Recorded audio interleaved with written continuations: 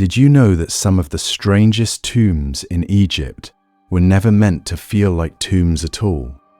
Imagine descending beneath the sands of Saqqara. The air cools, the light fades. Only a wavering torch guides us down a narrow stone passage. The walls press close, carved out of the bedrock. Then, out of the darkness, something enormous appears. A black shape, polished, silent, waiting. We step into the Serapeum. Torchlight slides across mirror-flat granite. In front of us stands a single box weighing around 70 tons, its lid alone as heavy as a small locomotive. The corners are razor-sharp. The interior angles are so precise, modern engineers still measure them with disbelief. This is not a casual burial. It feels like entering a controlled environment, a chamber tuned for pressure, sound, and presence. But for what? Most of us grew up believing Egypt was a world of simple tools: copper chisels, stone hammers, wooden sleds, and long dusty ramps. For thousands of years, textbooks have repeated the same story: massive pyramids as royal tombs, sarcophagi as coffins, temples as decorated stone walls. But old legends tell a different story. They speak of secret schools beneath the ground, where pharaohs and priests walked through darkness on purpose, training for the afterlife and for journeys beyond the body. So here is the question that changes everything. What if the most advanced machines in ancient Egypt were never made of metal at all? What if they were carved directly into the stone itself, locked into geometry, resonance, and proportion, and never meant to be seen by the public? Not engines of iron, but instruments of consciousness. Look again at the anomalies. Granite surfaces polished to a near mirror, right angles so clean they catch the light like glass. Drill holes in quartz and diorite with spiral grooves, as if a tubular drill bit sliced through the rock with a speed and regularity our basic tools still struggle to copy. At Aswan, an unfinished obelisk over 1,000 tons lies half freed from the quarry floor, its smooth channels and scoop marks hinting at a technique we no longer understand. But what really happened here? According to the stories, the temples and underground passages were not just monuments. They were part of hidden schools, training devices, energetic instruments, places where rituals, sound, and darkness worked together like a technology. Imagine priests chanting inside stone chambers. Imagine pharaohs lying in granite boxes that focus pressure, silence, and fear, rehearsing the gates of the afterlife while still alive. What kind of knowledge would design a machine out of an entire building? And most importantly, who was allowed to use it? Welcome back to the channel.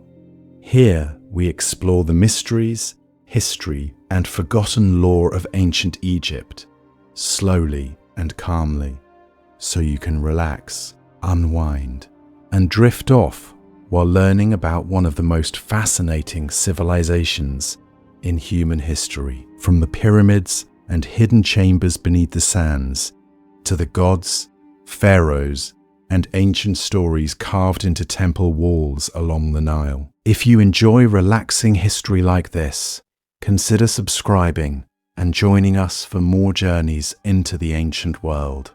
Now, dim the lights, get comfortable, and let's return to the sands of Egypt. In this journey, we will follow the clues. We will walk through the Serapeum, stand at the edge of the Aswan obelisk, examine the mysterious tubular drills, meet the strange schist disk, and step into resonant temples that seem to sing when a single voice speaks. Are these just impressive ruins, or are we looking at the physical remains of a forgotten non-industrial kind of machine?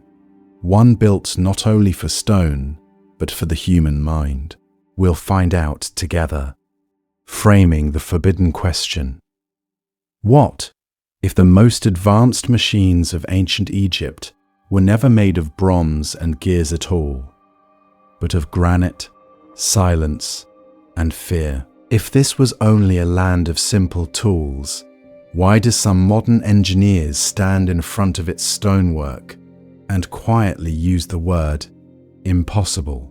We are told these were tombs, boxes for dead pharaohs, monuments to ego and empire. But if the Serapeum is only a cemetery, why bury its massive granite boxes at the end of a flooded, cramped labyrinth, far from public eyes? Why shape each 70-ton sarcophagus with mirror-flat faces and razor-sharp internal corners, then seal them in darkness where no living person was meant to admire the finish? If this is just symbolic, why such brutal precision? Did you know some of these lids weigh as much as a small locomotive, yet fit so tightly that a single grain of sand feels out of place? According to the stories, Bronze Age workers with copper chisels and stone hammers did all of this by hand. But what really happened inside those rock-cut corridors? What kind of knowledge can move and polish mountains, then hide them underground, as if the stone itself were guarding a secret? For thousands of years, visitors have stared at the pyramids and temples and asked the same surface questions: who built them and when? In this mystery school of Egypt, we are going to ask a different one. What were they for? Because scattered across the Nile Valley are clues that look less like art and more like components. An unfinished obelisk at Aswan, over 1,000 tons of rose granite, still lies half freed from the quarry bed, surrounded by smooth channels and scoop marks that hint at a lost technique. Tubular drill cores in diorite and granite spiral, with feed rates that seem to mock simple hand tools.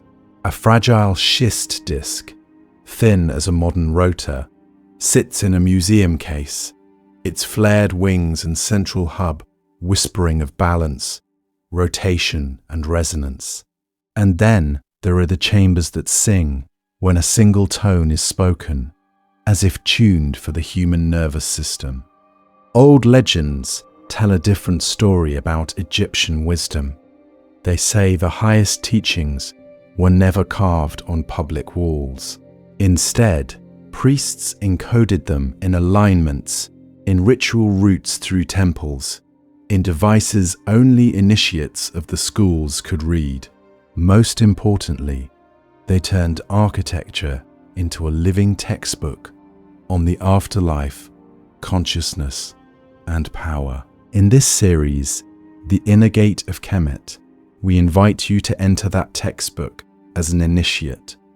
This is a cinematic classroom where archaeology meets myth and speculative engineering. We will respect mainstream scholarship, measure angles, quote inscriptions, but we will also follow the trail of mythic and esoteric hints, always circling one forbidden question.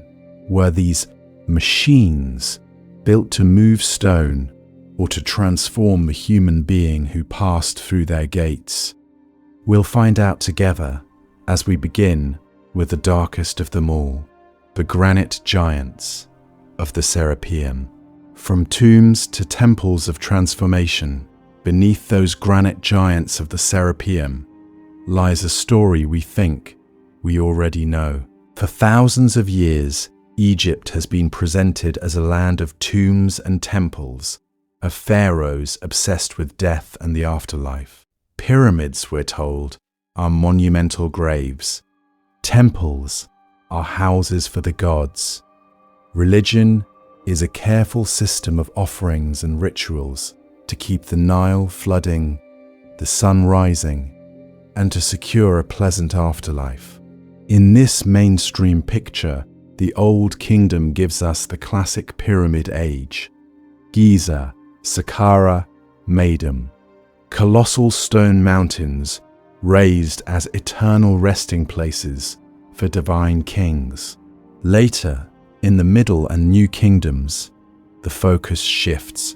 Great temple complexes rise at Karnak, Luxor, Abydos, colonnades, courtyards, and sanctuaries where priests chant hymns, burn incense, and carry statues of the gods in secret processions. Across more than 3,000 years, the same basic rhythms continue along the Nile: offerings, festivals, tomb building, and careful preparation for the journey beyond death. That view is not wrong. It is simply incomplete, because old legends tell a different story running beneath it, like a hidden current. According to the stories, Egypt was not only a land of funerary monuments, but a land of mystery schools.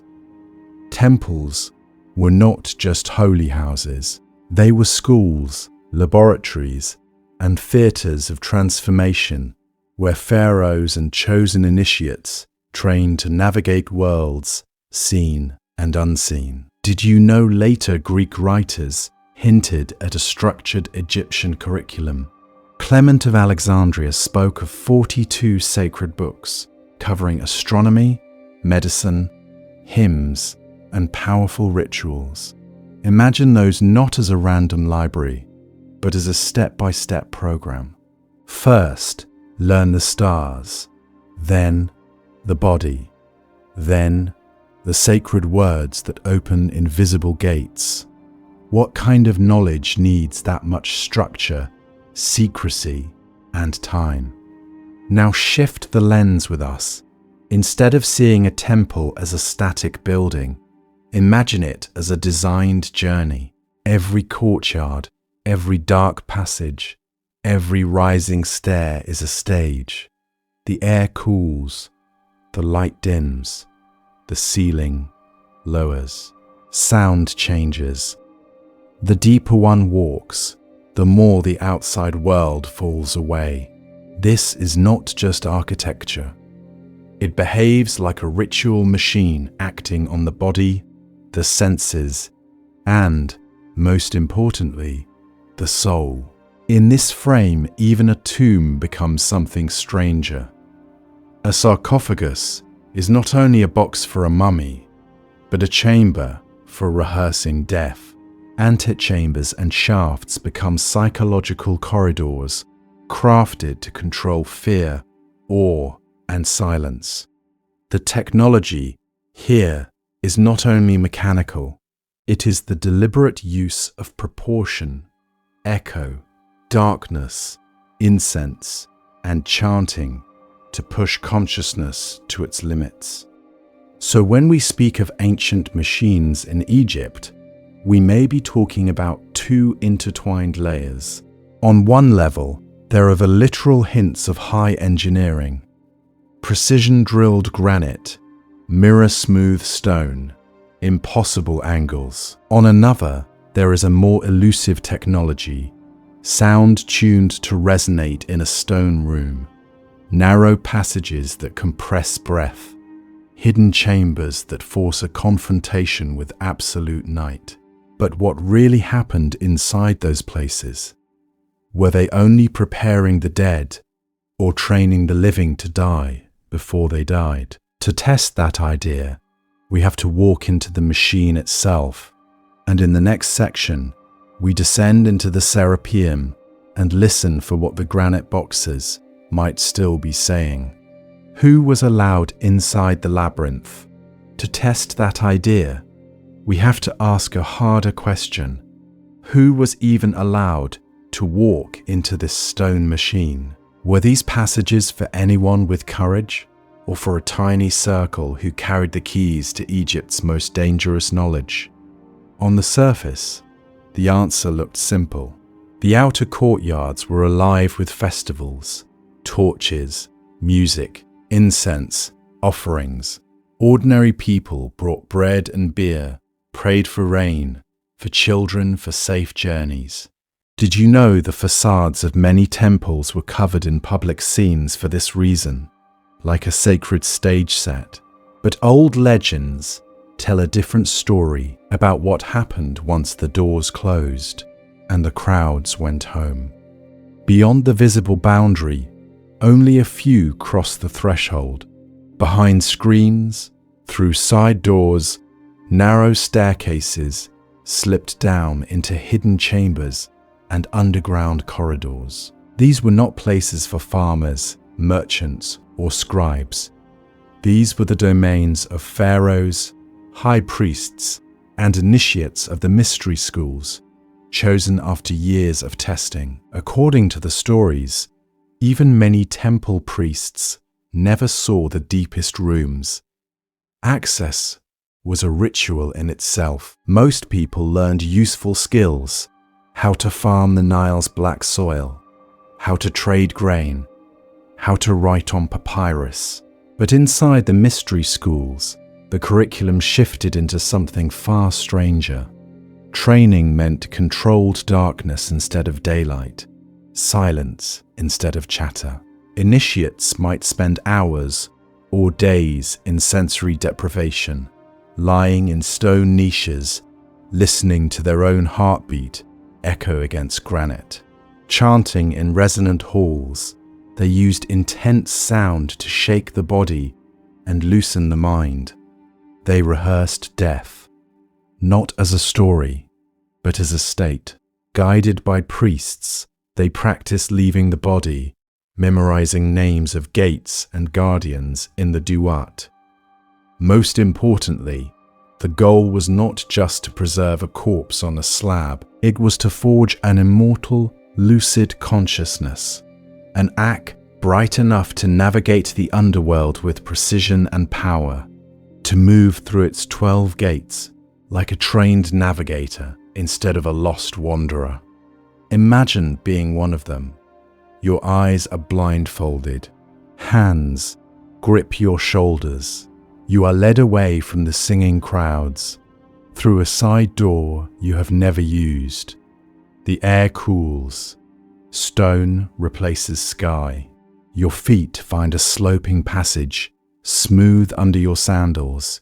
Each step sends a hollow thud into the dark, as if the corridor itself is listening. You smell dust, old incense, something metallic. You know this is a test, designed centuries before you were born. You feel the ceiling press low, the air thins. Somewhere ahead, a distant chant vibrates the walls, a hidden frequency tuned to your fear. Are you still in your body, or already crossing into the duat? What kind of machine have you just entered? For thousands of years, these inner journeys were guarded by oaths. The machines we're about to examine, the resonant chambers, the precision-cut granite boxes, the impossible passages, may have been reserved only for this inner circle. To walk in unprepared, to misuse them, was not just dangerous to the body. It might have been seen as a threat to the soul itself. In the next section, we descend deeper into those forbidden devices and ask, were they tombs or instruments built to rewire consciousness? Voices from the past, the ancient witnesses. To understand those forbidden devices, we first have to listen to the people who claim to guard them. Long before modern archaeologists, ancient writers walked these temple courtyards, spoke with Egyptian priests, and heard whispers of rooms no outsider would ever see. Herodotus came in the 5th century BCE, nearly 2,000 years after the Great Pyramid was raised. To him, the Pyramid Age was already an old legend. Yet he describes priests leading him through temple halls, reciting king lists from memory, and hinting at underground chambers beneath cities like Memphis and Sais. He insists that beneath Sais lay the tomb of a god hidden in a stone-built crypt that only the highest pharaohs and priests could enter. Later, Plutarch and Iamblichus went even deeper into the mystery. Writing in the first centuries of our era, they no longer saw Egypt as just an exotic land. They saw it as a vast school.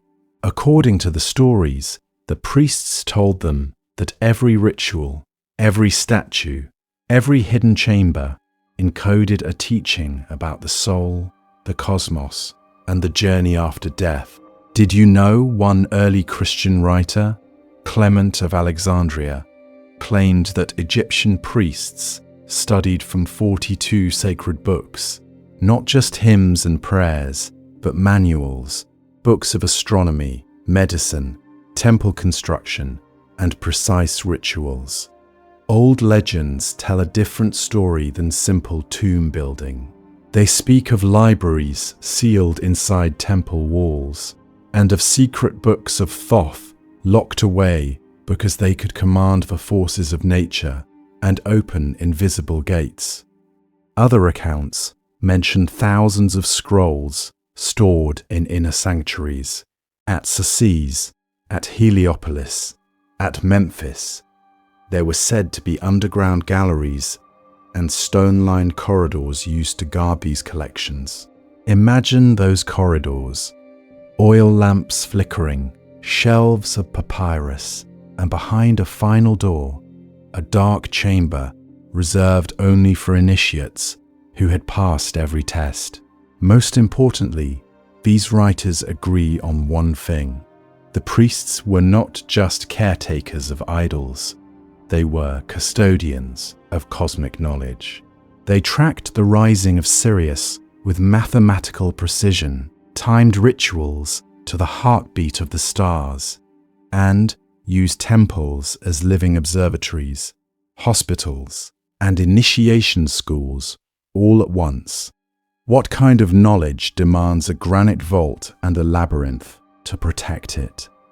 Here is where the stone speaks.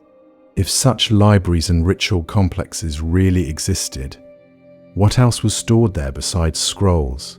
Could some of the strangest stone objects we see today, perfectly carved boxes, resonant chambers, mysterious discs, be the physical training devices hinted at only in veiled language? Were initiates not just reading about the afterlife, but lying in engineered chambers, chanting in tuned corridors, learning to move consciousness like a precise instrument? But words can only take us so far.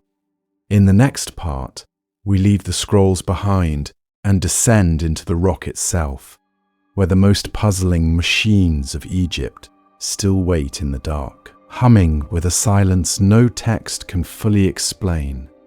We'll find out together what they might have been built to do. Into the Serapeum, granite boxes that shouldn't be. We leave the scrolls and emerge into stone. The air cools. The light narrows. Before us, a sloping passage cuts into the bedrock of Saqqara, a hidden artery leading to one of the strangest places in Egypt, the Serapeum. Imagine walking down that tunnel. The ceiling presses low, carved directly from limestone. Torches or dim lamps would throw restless shadows along the walls. The corridor turns, then tightens, until suddenly it opens into a chamber. Not a grand hall with painted ceilings, but a raw underground room dominated by a single, impossible object, a colossal granite box. These are not delicate coffins. Some of the boxes weigh around 70 tons, with lids near 30 tons on their own.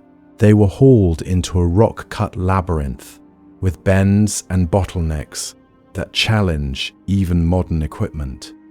Did you know engineers have stood here in front of these hulks of stone and asked how Bronze Age workers could have moved them at all, let alone with such control. Step closer. The box is made of hard granite, the same type that resists modern drill bits and laughs at simple copper tools. Yet its surfaces are polished to a near mirror-like sheen, run a straight edge along the interior, and the corners close in on true right angles, with minimal deviation. The lid settles onto the box so tightly that in some cases it creates a near airtight seal, as if the entire object was machined rather than carved. Mainstream archaeology offers a careful explanation. Over long periods, teams of workers used dolerite stone pounders to rough out the shapes, copper chisels and saws with sand as an abrasive to cut and smooth, and then endless polishing to achieve the final finish. According to the stories in modern textbooks, this was a triumph of patience and manpower, not machinery. But modern engineers who study tolerances and flatness see something different. They see precision that brushes the limits of what we achieve today with industrial tools.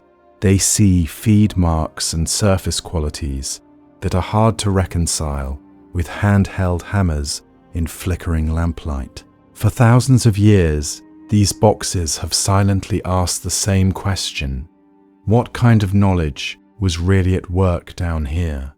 Officially, the Serapeum is described as a necropolis for the sacred Apis bulls, the living images of Ptah, massive animals honored in death with massive sarcophagi. Yet, if these were simply animal coffins, why bury them in a tight, hidden maze? Why choose granite so difficult to work, then finish it to such an extreme? Most importantly, why create lids that seal like pressure vessels in chambers where almost no one would ever see the craftsmanship? Old legends tell a different story. They hint that places like this were not only tombs, but parts of a larger, machine-like environment. Imagine the granite boxes not just as coffins, but as tuned chambers for sound, pressure, and isolation. A priest or initiate entering one would be cut off from light, from echo, from the ordinary world. Every vibration of a chant, every heartbeat, would interact with those precise angles and polished planes. Could this have been a hidden classroom of the mystery schools, where the journey to the afterlife was rehearsed inside stone itself? Were these boxes used for the Apis bulls alone, or did certain pharaohs and priests also lie inside, undergoing rituals that bent the senses and trained the soul to cross invisible gates? But what really happened in these underground chambers? Were they only colossal coffins, or were they components of a forgotten technology of consciousness? In the next section, we follow the clues out of the Serapeum and back into the quarries and workshops, where the stone itself may reveal how these impossible boxes were born, and what other machines of Egypt still wait, half-finished, in plain sight. Modern evidence, montage, tools that don't add up. We step out of the Serapeum's darkness and into a different kind of laboratory. Now the machines are not hidden in chambers, but in the hands of modern engineers, archaeologists, and experimental builders who are trying, piece by piece, to make sense of the scars left in the stone. Imagine a rapid montage. A laser scanner glides across a granite box, numbers flickering on a laptop as an engineer measures flatness to fractions of a millimeter. In another room, an archaeologist leans close to a wall, tracing parallel tool marks with a flashlight. Out in the desert sun, Experimental teams sweat over blocks of granite, pushing copper saws with sand abrasives, hour after hour, just to carve a shallow groove.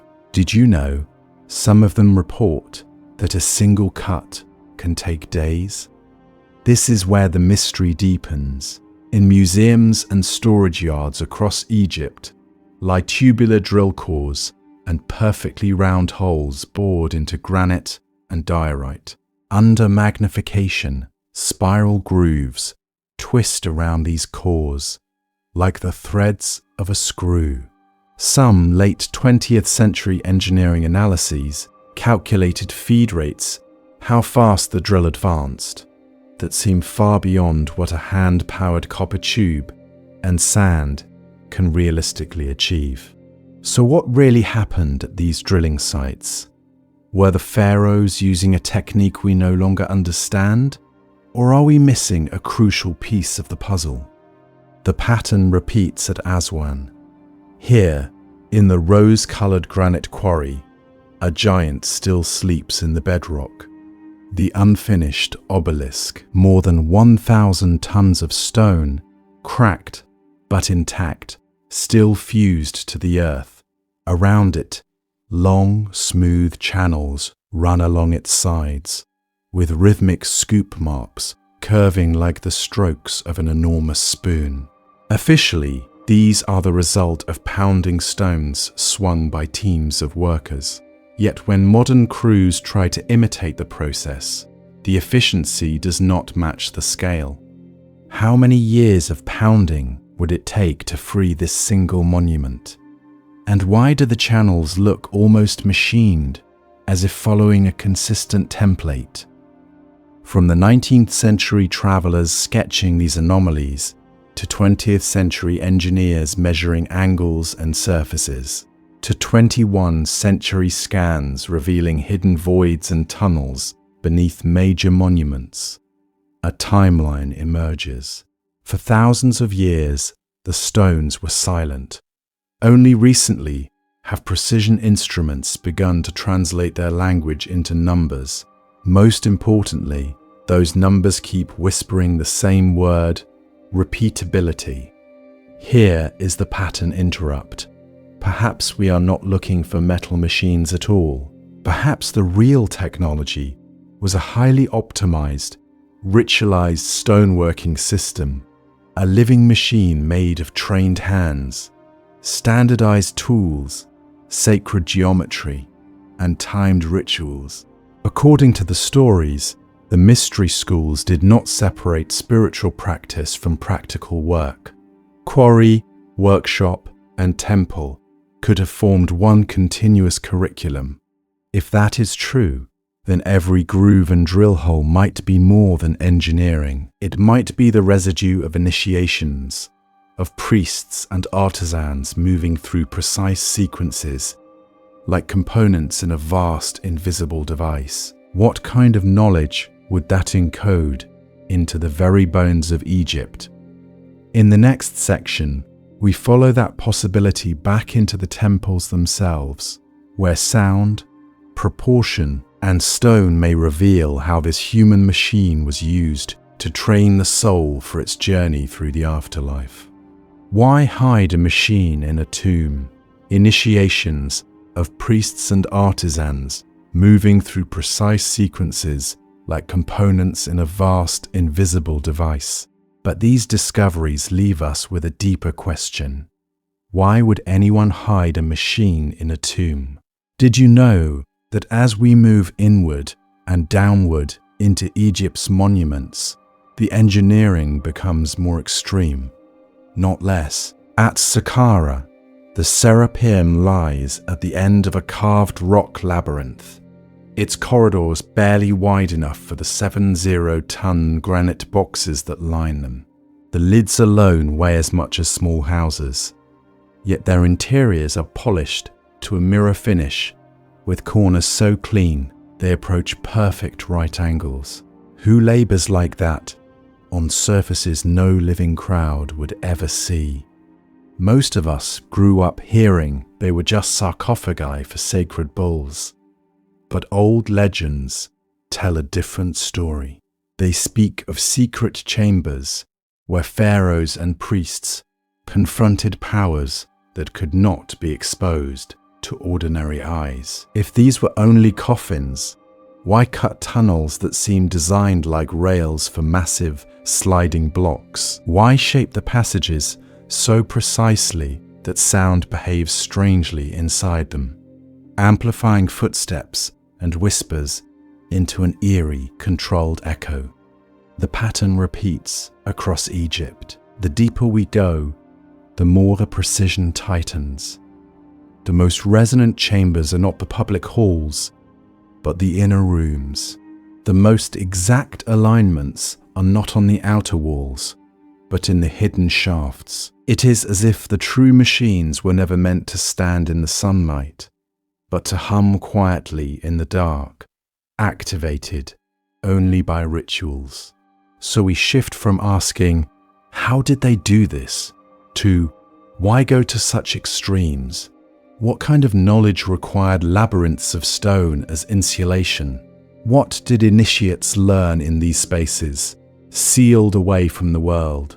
What states did they induce, lying in a granite box that swallows sound, under millions of kilos of rock? And most importantly, what risks were they managing that justified this hidden, stone-locked technology?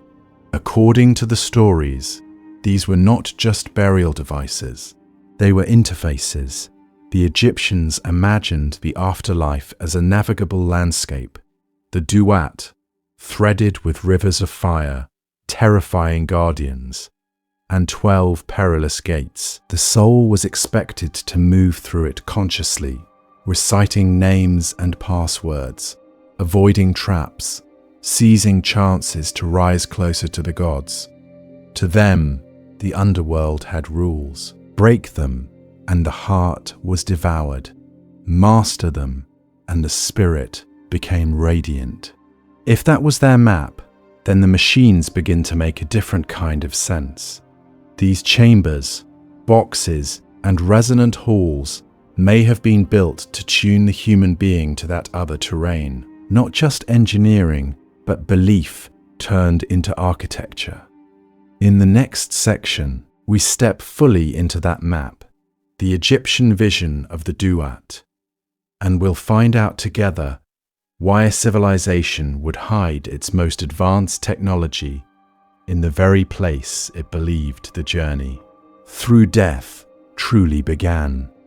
The duat, Egypt's engineered underworld. To the Egyptians, the map was not a metaphor. The duat was real. For thousands of years, they believed that death was not an ending, but an entrance into a dangerous journey through this engineered underworld. A realm with rules, a realm with structure, a place where a soul could be tested, destroyed, or transformed into something radiant and immortal. Imagine stepping out of your last breath into a corridor of darkness that feels almost physical, like wet stone pressing against your skin. Ahead, a river of black water flows without sound, its surface swallowing light instead of reflecting it. Above, the ceiling is not rock, but a vault of stars, glittering in caverns that seem to stretch forever. To one side, a lake boils with fire. To the other, fields of reeds sway like those along the Nile. But each blade glows with a pale, otherworldly light. This was the duat, a complete landscape, as detailed as any kingdom on earth. Old legends tell a different story than a vague, cloudy heaven. They speak of gates guarded by serpents with human faces, hybrid beings with lion bodies and knife-like claws, and towering guardians who demand to know who stands before them. Every region had a name. Every gate had a function. Did you know the Egyptians divided the night into 12 distinct hours, each one a separate sector of this invisible terrain? In funerary texts like the Amduat, and the Book of Gates, the sun god Ra sails through these 12 sections, facing ambushes, trials, and negotiations. Each hour has its own chambers, its own guardians, its own passwords. Miss a word, fail a challenge, and the soul can be cut to pieces, drowned, or trapped in darkness. Most importantly, passage through the duat was not random. It was technical. Success required knowledge. The soul had to know the secret names of serpents, the precise spells to cool lakes of fire, the correct responses when a gatekeeper asked, "Who are you?" and "Who sent you?" The heart itself was tested, weighed against the feather of Ma'at, and even that scene followed strict ritual protocol. So what kind of knowledge was this? It was a curriculum, a cosmic examination that could be prepared for in life. Priests and pharaohs did not wait for death to improvise. They trained. They recited the Amduat and the Book of Gates in darkness. They rehearsed standing before terrifying beings and answering without fear. But what really happened in those hidden chambers beneath temples and pyramids? What if those stone corridors, angled shafts, and echoing halls were not just memorials, but simulators, architectural devices that mimicked the duat's 12 hours? Moving from light to pitch black, from narrow tunnels to vast chambers, from silence to overwhelming resonance, an initiate could practice navigating terror, judgment, and the unknown with precision. According to the stories, the duat was a system the Egyptians built in its image, and in the next section we'll find out together how their machines of stone, sound, and ritual might have been designed to teach a living human being to operate inside that otherworldly code. Blueprints of the night, texts as operating manuals. According to the stories, the duat was a system the Egyptians built in its image. But where were the instructions? Where was the code a human being could actually follow? Did you know that Egypt left behind not just monuments, but manuals? The earliest of these are the pyramid texts, carved deep inside royal chambers of the Old Kingdom. At first, only pharaohs were allowed this hidden script. Lines of vertical hieroglyphs marched down the walls, speaking in the voice of the king, commanding gates to open, declaring secret names, and giving precise directions for the soul's ascent. These were not public hymns. They were a private operating system for a god king. Over time, that knowledge slowly spread. In the Middle Kingdom, the same kinds of spells appear on wooden coffins belonging to high officials and priests. We call them the coffin texts. The script leaves the pyramid and wraps itself literally around the dead. By the New Kingdom, the tradition explodes into the famous Book of the Dead, the Book of Coming Forth by Day, written on papyrus, tucked beside mummies, or painted on tomb walls. For thousands of years, the curriculum expanded from one pharaoh to an entire class of initiates. Look closely at how these texts are built. They are not random prayers. They come as numbered spells, hymns, and instructions arranged in sequences. One spell for crossing a lake of fire, another for passing a gate guarded by knives, another for standing before a deity who demands, "Tell me my name." Each piece is tied to a specific challenge, like levels in a ritual journey. Miss one, and the path breaks. Most importantly, the texts tell the initiate exactly what to do. They give passwords and true names to speak. They describe ritual gestures, raising hands, facing certain directions, taking on mental attitudes of courage or purity. Some even warn what not to say. This is not vague devotion. This is technical language, like a checklist for launching a craft through the afterlife. On the walls, the words are paired with images.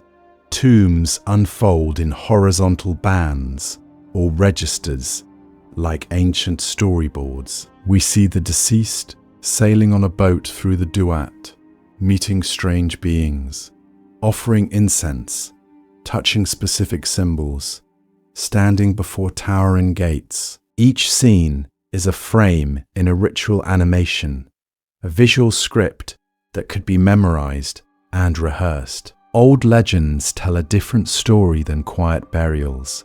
They show a training film carved in stone. So what kind of knowledge are we really looking at here? If these spells and scenes are the software, the code, then where was it run? Were the pyramids, temples, and underground chambers the hardware, the physical platforms where priests and pharaohs practiced these sequences while still alive? In the next part, we'll find out together what happens when we read Egypt's stone complexes as machines built to execute this otherworldly program, and what that implies about the tools they needed to build them. Training before death.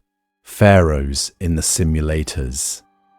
What if the Egyptians built simulators for death? Not poetic metaphors, but real, stone-built training grounds where pharaohs and priests rehearsed the underworld while their hearts were still beating. Here is the twist almost no one talks about. The highest initiates did not wait until their final breath to face the duat. According to the stories, they walked it in advance, step by step, gate by gate. Temple complexes and underground chambers became living diagrams of the afterlife. Mystery schools turned into rehearsal halls for the greatest journey a human could take. For thousands of years, the outer world saw the pharaohs as distant rulers. Inside the temple precincts, they were something else. Apprentices. From childhood, a future king could be drawn into a hidden curriculum, guided by senior priests through astronomy, sacred geometry, and, most importantly, the rituals of death and rebirth. High priests and select initiates disappeared for days into restricted zones, vanishing behind pylons and down stairways the public never entered. What happened there was not casual worship. It was training. Imagine being led at night into a long corridor under Saqqara. Torches flicker, the air cools. A priest chants lines from the Book of Coming Forth by day, and each doorway in front of you is named as one of the duat's gates. You stop, recite the required spell, get a name wrong, and the guardian behind the mask does not move. Say it perfectly, and the gatekeeper steps aside. Did you know some temple walls actually show rows of guardians with knives, each labeled with specific words that must be spoken? It looks less like decoration and more like a script. The architecture itself becomes the teacher. Blind corners force the initiate to turn sharply, face to face with a painted serpent or a mummified form lunging from the dark. Narrow shafts echo like underground rivers, transforming simple passages into symbolic Nile channels the soul must cross. Tight, sloping tunnels squeeze the chest and test claustrophobia and trust, mirroring the duat's crushing caverns. This was fear management encoded in stone. Then comes the most intense scene. A granite box waits in a silent chamber. The initiate climbs in, The lid slides closer, shutting out the last light. In that moment, the body is entombed, but the training demands that awareness stay awake. Breath slows. Sound changes. In resonant chambers, a single chant can make the stone vibrate around the skull, blurring the line between physical echo and inner vision. But what really happened, in places like the Serapeum of Saqqara, where 70-ton precision-cut boxes sit in rock-cut vaults, most archaeologists call them coffins for sacred bulls. Old legends tell a different story. What if some of these sarcophagi were not only for the dead, but also for the living? Components of a ritual machine that turned stone boxes into simulators for the afterlife. In the next section, we'll find out together what kind of tools and techniques would be needed to build such impossible devices. The 12 gates, a ritual progression. If those stone boxes were simulators, then what were they simulating? To answer that, we have to follow the path the Egyptians believed every soul would walk, through the 12 gates of the night. Did you know they imagined the afterlife not as a vague cloud realm, but as a timed, structured journey, hour by hour, chamber by chamber?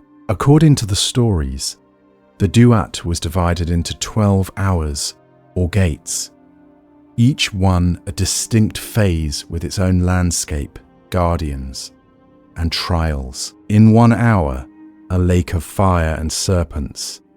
In another, decapitated heads that speak. At every gate, a terrifying being demands precision. A name, a spell, a secret phrase.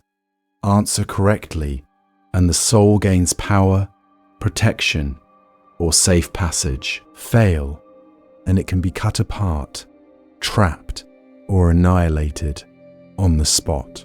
This was not random mythology, it was a curriculum.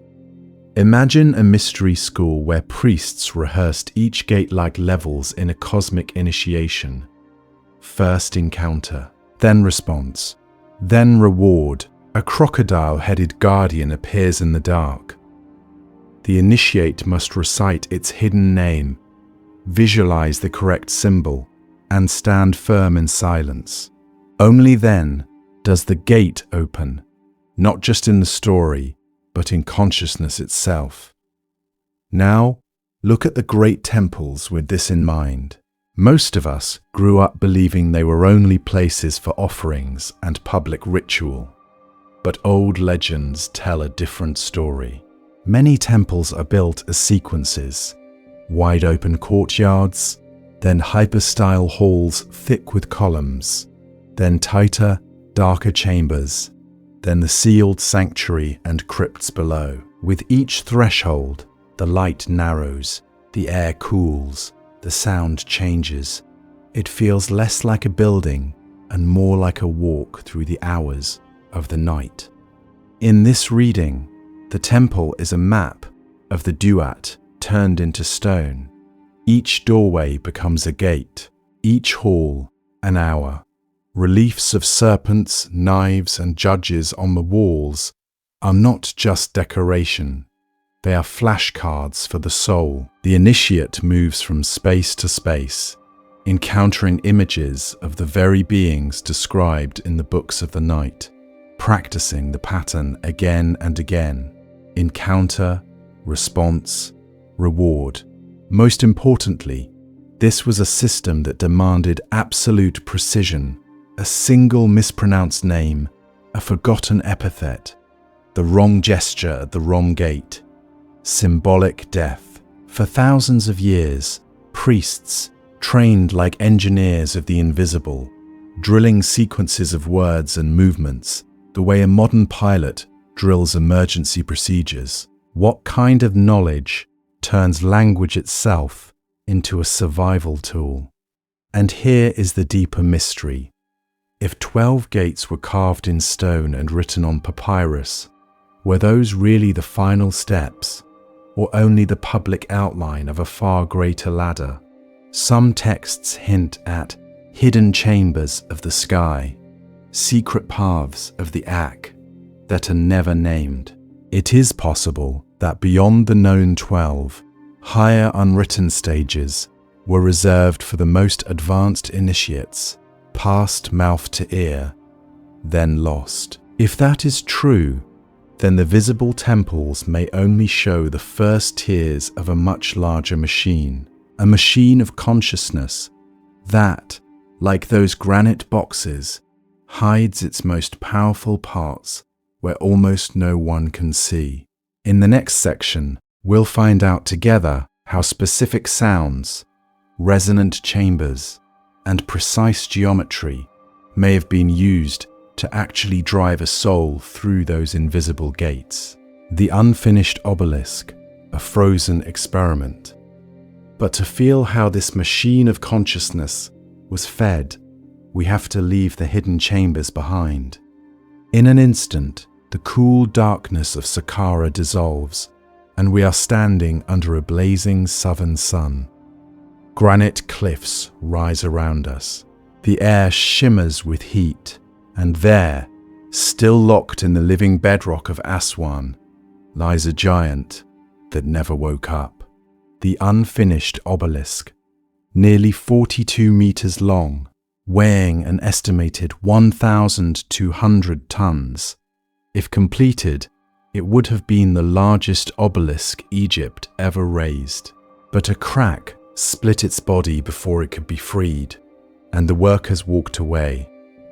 For thousands of years, it has remained exactly where they left it. A frozen experiment in stone. Most of us imagine finished monuments, polished obelisks standing in temple courtyards, catching the first light of dawn. Here, we see the process midstream. The sides are mostly shaped, the base still clings to the quarry floor, and all around it, the rock is carved into long, smooth channels. It feels less like a ruin and more like a paused construction site. Look closer at those channels. They are not random breaks. They form continuous troughs that run along the obelisk's length, sometimes with curved scoop depressions, as if layers of granite were peeled away in controlled passes. Officially, these marks come from handheld dolerite pounders, hard stone balls swung again and again to bruise and chip the granite. But what really happened here? Did you know that modern experiments with dolerite have tried to reproduce these exact patterns? Teams have pounded shallow basins into granite, measuring how many hours of labor it takes to remove just a few centimeters. The results suggest thousands of worker days would be needed to carve out the volume around this single obelisk. Engineers debate the match. Some say the scoop marks and smooth, concave walls look consistent with relentless pounding and abrasion. Others point out the apparent regularity, the sweeping curves, the way certain troughs maintain a fairly even depth, and ask whether random hammer blows alone can explain them. If copper tools and stone pounders were the only technology, then the real machine had to be something else.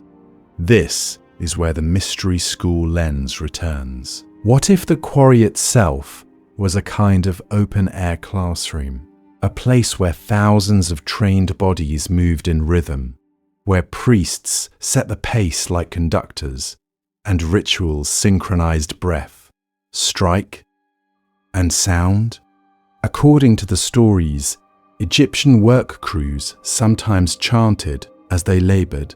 Imagine rows of quarrymen, each responsible for a narrow strip, guided by overseers who understood exactly how granite fractures, how vibrations travel, how to time the blows. Simple tools, but complex organization. Human beings arranged as components in a larger, invisible device. Most importantly, that device may have been optimized over centuries. Quarry marks as feedback, cracked obelisks as lessons, successful lifts as proof that the program worked. Old legends tell a different story about Egypt's greatness. Not only the genius of lone inventors, but the disciplined orchestration of entire schools. If an unfinished obelisk can preserve a quarrying method in mid-motion, what might a finished obelisk preserve in its final form? In the next section, we'll find out together how these towering needles of stone, once raised, may have become active parts of Egypt's energetic and spiritual technology. Drilling the impossible, tubular cores and feed rates, raised and aligned, an obelisk becomes a silent antenna, but carved and hollowed, stone reveals an even stranger language, the language of drilled cores and spiraled grooves. Imagine walking near Giza or Abydos and seeing not just statues and walls, but perfect cylindrical plugs of granite, lying like discarded fingerprints of a forgotten machine. These are the so-called core drills, stone cylinders and matching holes in granite and diorite, some only a few centimeters wide, others larger, all sharing the same unsettling features. A clean, consistent diameter, walls that stay true from surface to depth, and most mysteriously, spiral grooves wrapping around the core like threads on a screw, frozen in mineral that should resist every stroke of a primitive tool. For thousands of years, these pieces have sat in the sand, but only recently have machinists looked at them with a different kind of attention. Did you know that when modern engineers examine these cores, they do not see random scratches? They see a pattern. The spiral marks suggest a continuous feed rate, as if the drill advanced into the stone at a steady pace with stable pressure. In modern workshops, that regularity comes from controlled machines, where rotation, downward force, and abrasive are carefully balanced. But what really happened on the plateau of Giza, with nothing more, according to the textbooks, than copper, wood, and quartz sand? Mainstream archaeologists point to demonstrations that seem, at first, to solve the mystery. Copper tube drills, powered by a bow or by hand rotation, can indeed cut into granite when combined with sharp quartz sand and water.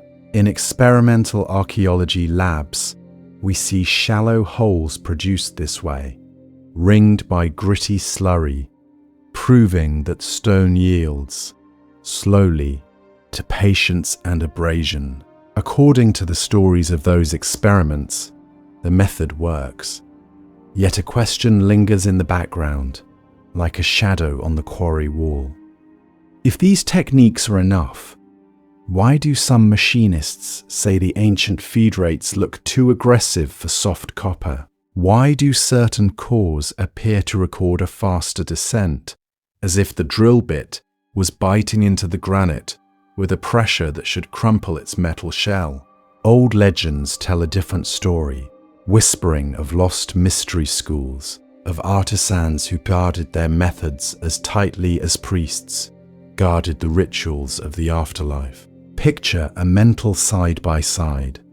On one side, a modern machined granite core from a precision shop, even spiral, uniform diameter, smooth inner wall. On the other, an ancient core from Giza, similar spiral, similar regularity, but born in a world without steel, electricity, or industrial gauges. The resemblance is unsettling, yet the differences, a slightly rougher surface, a more variable groove, keep the debate open. Most importantly, we are left with a choice. Were the Egyptians simply masters of patience, willing to spend endless hours feeding sand and water into simple drills? Or did they understand principles of vibration, rotation, and pressure in ways we've underestimated, turning stone into a record of an invisible technology? In the next chamber of this journey, we'll find out together whether those same principles might have turned entire obelisks and temples into vast, humming instruments. The schist disc, a machine part or ritual enigma. If massive obelisks were the great instruments, then Saqqara hides something like their control panel. In a quiet museum case, far from the roaring quarries, sits an object that should not exist, the schist disc. At first glance, it looks fragile, almost delicate, a thin, grey-green stone carved into 3 sweeping symmetrical lobes that curl like the blades of a silent fan. Each lobe is razor-thin, flaring outward from a raised central hub with a neat circular opening. It is not a bowl. It is not a plate.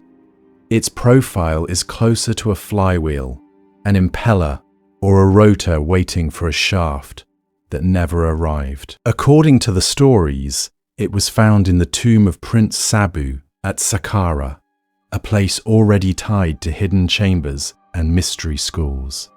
Did you know this disc is made of a brittle material that cracks easily under pressure? That is where the paradox begins. The shape whispers, "Machine," yet the stone screams, "Do not use." Engineers who look at it see aerodynamics, fluid flow, even the possibility of a device meant to spin and channel air, water, or perhaps something more subtle. But how could priests rely on such a fragile object for heavy work?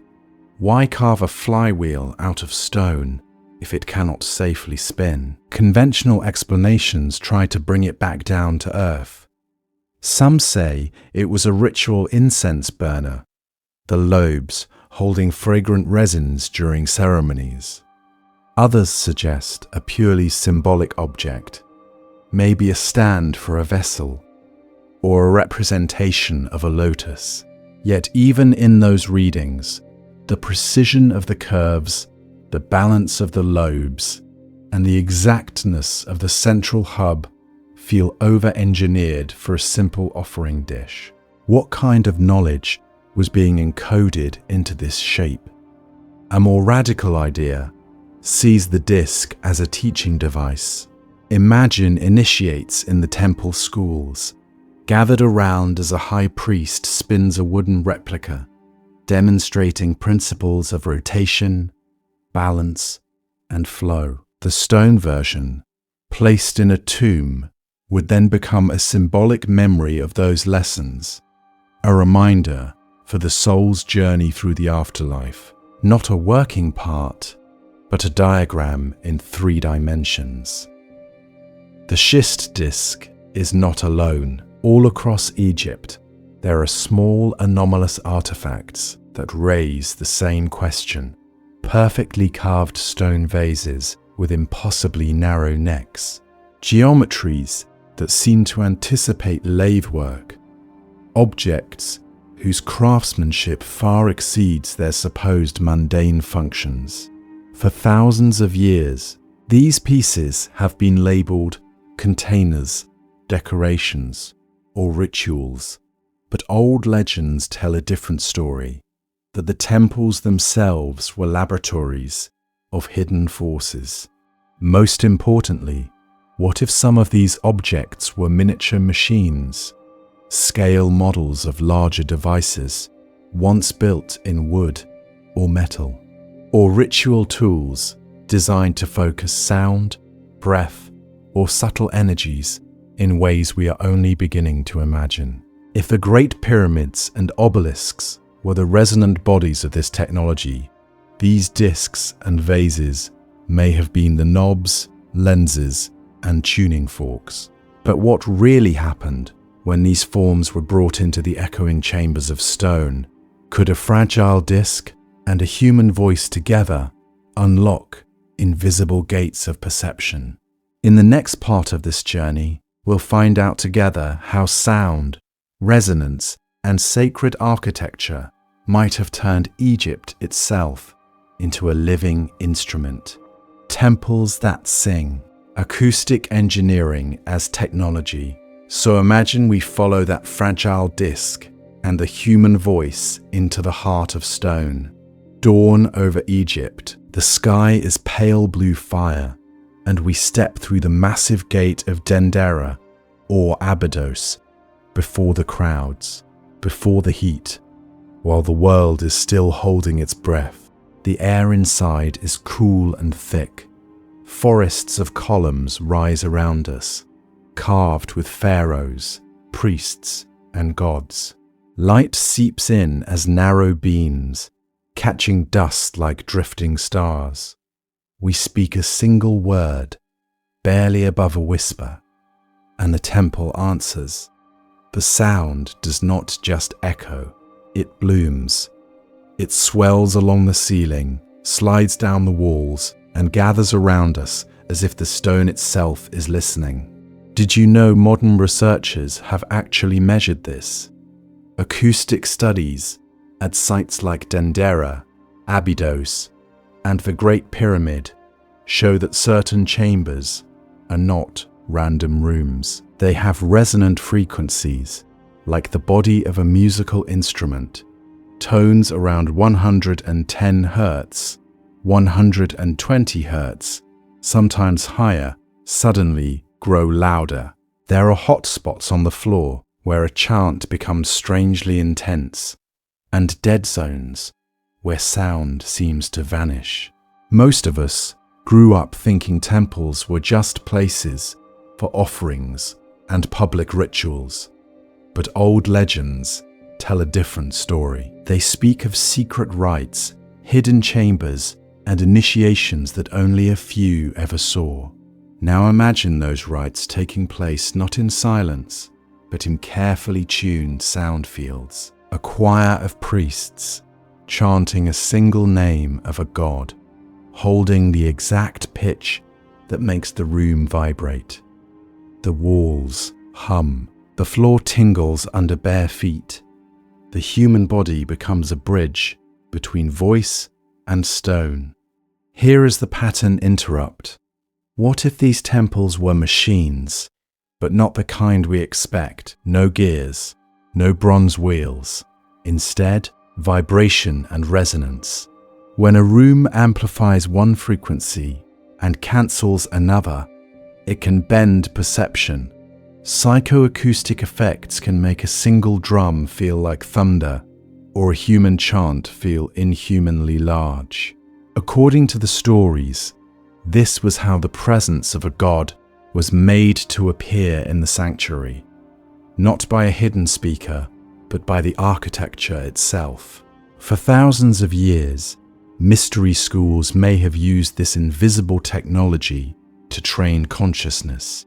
Picture initiates standing on precise marks in the hyperstyle hall, each assigned a note, each repeating a sacred name. As their voices lock into resonance, their breathing synchronizes, their heartbeats align, and the entire group moves into a shared, altered state. Most importantly, they learn to keep focus while the senses are overwhelmed, voices booming, stone trembling, energy pressing in from every side. Is this not exactly the kind of training needed for the dangerous journey through the duat? The ancient texts describe gates of fire, roaring guardians, and disorienting sounds that could terrify an unprepared soul. In these temples, initiates could rehearse that chaos while still alive. They practiced walking through invisible storms of sound, holding a single thought, a single name, the way a pilot holds a course through turbulence. But what really happened in these halls of resonance, night after night, century after century? And what kind of knowledge did the architects encode into ratios of stone and air instead of metal and gears.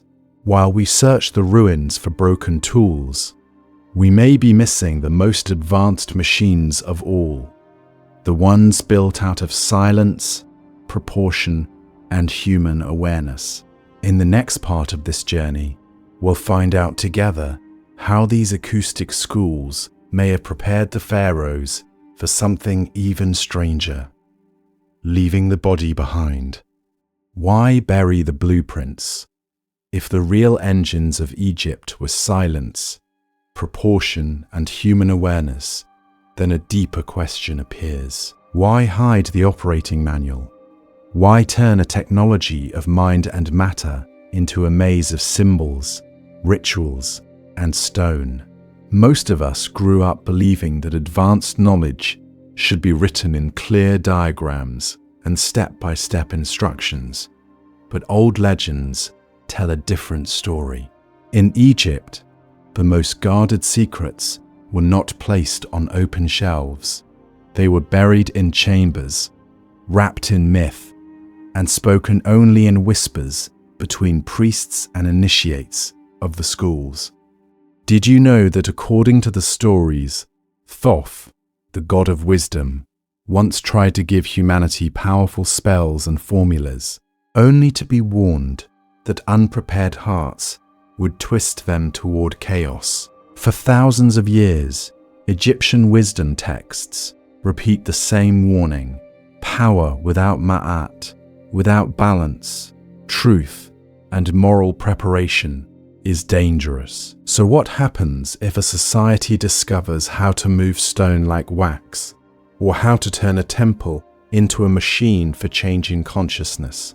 Do they hand it to everyone, or do they build gates around it? Imagine a nilometer hidden in a temple courtyard, its shaft quietly measuring the Nile's rise. To the farmers, it is a sacred well. To the priests, it is a precise instrument that predicts floods, taxes, and survival. The same pattern appears with timekeeping, star calendars, and rituals for the afterlife. Publicly, these are ceremonies and festivals. Privately, they are tools for managing food, fear, and the journey beyond death. Control the tools, and the pharaohs and priests control the story of reality itself. But there may be an even stranger reason to bury the blueprints. Some kinds of knowledge only work when lived, not read. A diagram of the Serapeum's 7 0-ton granite boxes tells us almost nothing. Walking into that narrow tunnel, feeling the weight of those polished chambers pressing in from the dark, is something else.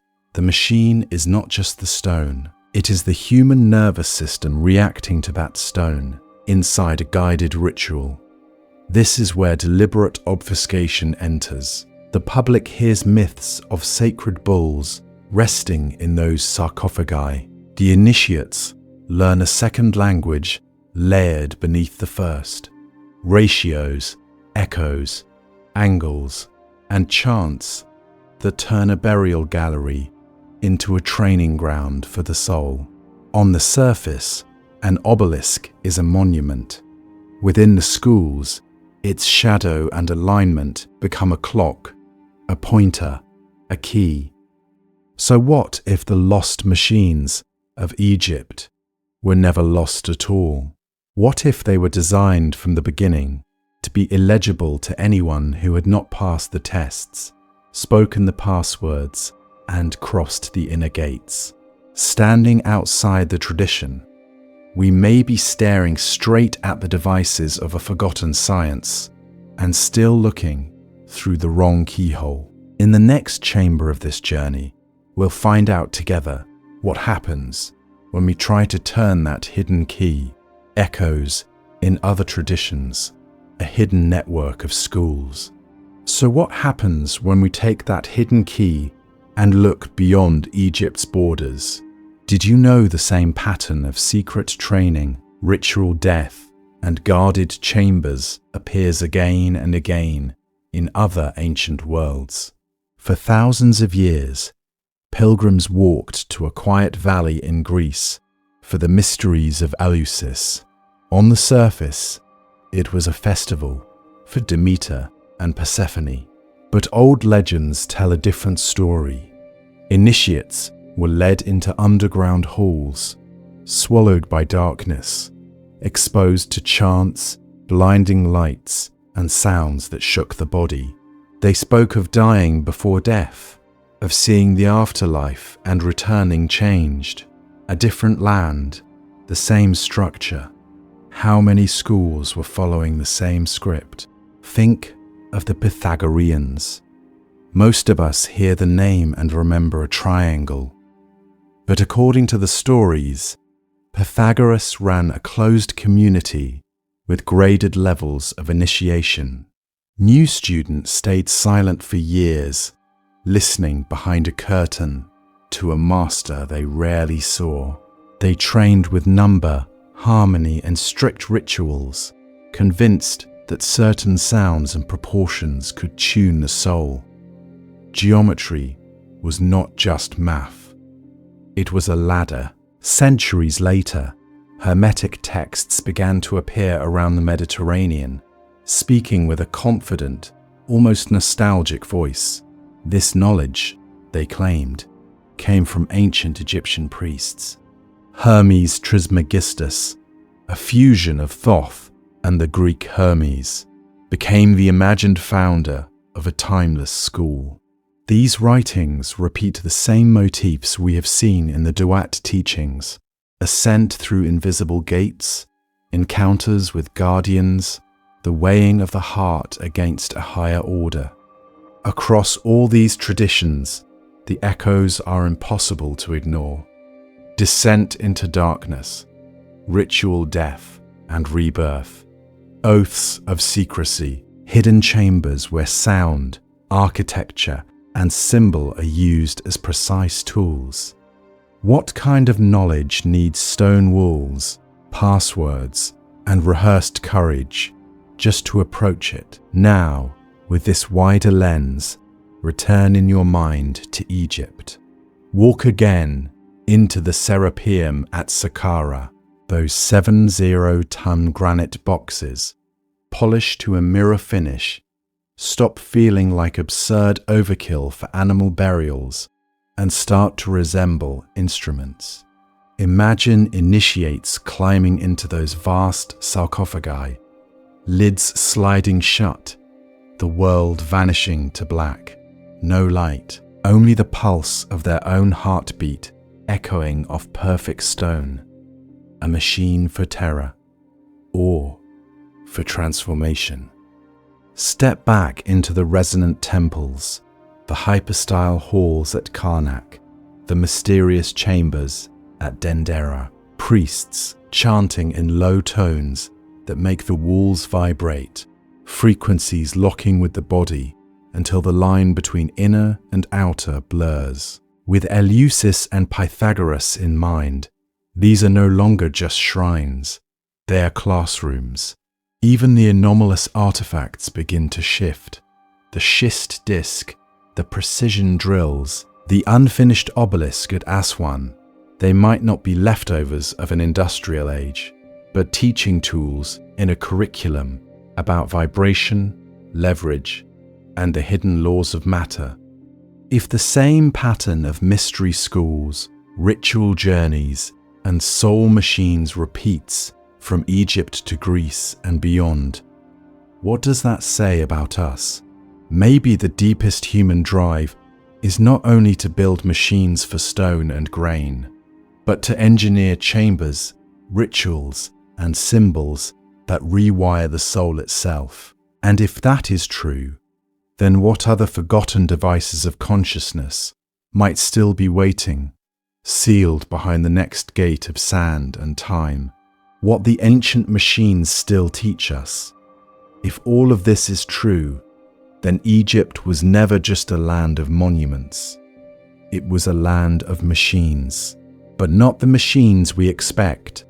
Not spinning gears and iron engines, but granite boxes, echoing chambers, and singing stones, all wired directly into the human nervous system. Think about the journey we've taken. We began in the Serapeum, staring into those 70-ton granite boxes with mirror-smooth interiors, as if some invisible tool had carved perfect right angles in the dark. We walked around the unfinished obelisk at Aswan, 1,000-ton needle frozen mid-birth, its smooth channels and scoop marks hinting at a lost method of cutting stone. We traced the spiral scars of tubular drills in granite and diorite, then held the riddle of the schist disc in our hands, wondering if it was a broken propeller, a ritual object, or both at once. From there, we stepped through the gates of the Duat. We followed pharaohs and priests into hidden schools beneath temples, into chambers where sound bent the air and torches went out. We listened to walls that could sing at certain notes. We watched as initiates rehearsed their own deaths, reciting passwords to unseen guardians, using architecture and acoustics as a training device for the afterlife. So what kind of knowledge are we really looking at? Did you know that some engineers who study these sites now talk about hybrid machines in Egypt? Devices that are part engineering, part ritual. A granite box that is both sarcophagus and resonance chamber. An obelisk that is both solar marker and energetic antenna. A disc that is both mechanical form and symbolic map. Old legends tell a different story from simple tombs and tools. These were instruments designed not just to move stone, but to move consciousness. This is the core insight. For thousands of years, the most advanced technology in Egypt may have required not only precise geometry and hard stone, but a trained human being standing in the right place at the right time, speaking the right words. The power source was attention. The safety protocol was initiation. The real machine was human plus temple, human plus ritual, human plus sound. Most importantly, this leaves us with a very practical mirror. What if our own cities were built like subtle mystery schools, instead of concrete mazes for traffic? Imagine office towers tuned to calm the nervous system, not overstimulate it. Imagine hospitals designed as gentle, resonant chambers for healing. Imagine phones and apps that quietly train awareness, ethics, and empathy every time they're used, instead of hijacking attention. According to the stories, this kind of knowledge was dangerous. Untrained souls could be torn apart in the Duat. Today, unexamined technology tears attention apart in quieter ways. So there is a responsibility that comes with even glimpsing how deeply the ancients may have understood the human psyche. If pharaohs once stepped into stone machines to test their souls, then what are we stepping into every day? And in the next chambers of this journey, we'll find out together what it might mean to build a different kind of machine. One that remembers the heart. Crossing the threshold, your role in the mystery. Then, what are we stepping into every day? Stone corridors of glass and steel, invisible temples made of signals and screens. But here, in this moment, imagine you are back at the mouth of a real corridor, cut from limestone, cold, and breathing dust. You stand at the threshold.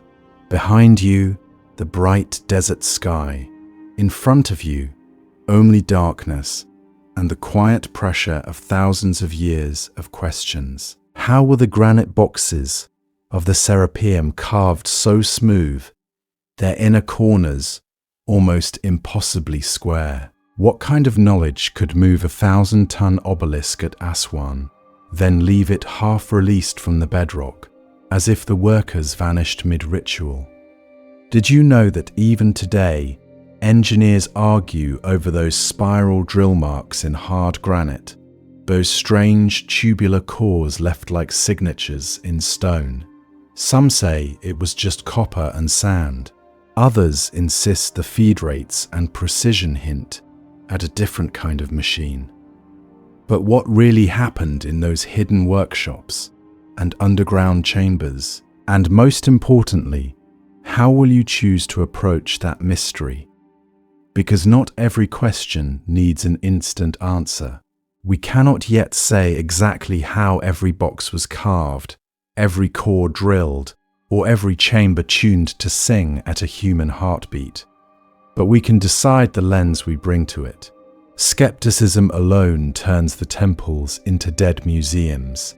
Belief alone can turn them into fantasies. The real power may live in holding both, testing, measuring, and still allowing wonder to walk beside us.